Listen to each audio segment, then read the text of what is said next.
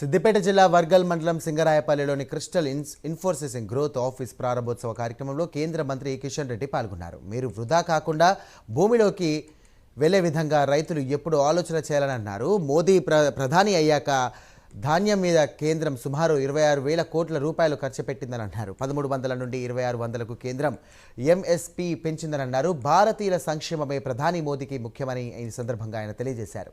ఈ విషయంలో భారతీయుల సంక్షేమం కోసం మోదీ నిలబడి ఉన్నారని కొనియాడారు. 50 నుండి 60% వరకు ప్రజలు రైతాంగంపై ఆధారపడి ఉన్నారని కిషన్ రెడ్డి తెలియజేశారు.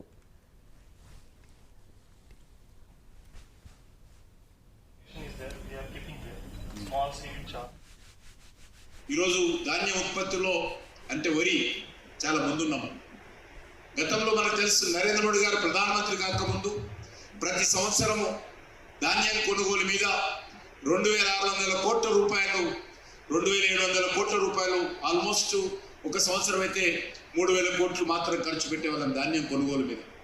ఈరోజు సుమారు 26,000 కోట్ల రూపాయలు, 3,000 కోట్ల నుంచి 26,000 కోట్ల రూపాయలు కేంద్ర ప్రభుత్వము ధాన్యం కొనుగోలు మీద ఈరోజు తెలంగాణలో ఖర్చు పెడుతుందనే విషయాన్ని మనం చేస్తాం. ఒక్కొక్క బస్తా కావచ్చు, లేకపోతే కూలీ ఖర్చు కావచ్చు, రైస్ బిల్లు ఖర్చు కావచ్చు, గోడౌన్ ఖర్చు కావచ్చు, ప్రతి నయా పైసా కేంద్ర ప్రభుత్వం ఇచ్చి ఈరోజు ధాన్యం కొనుగోలు తెలంగాణలో చేస్తాం.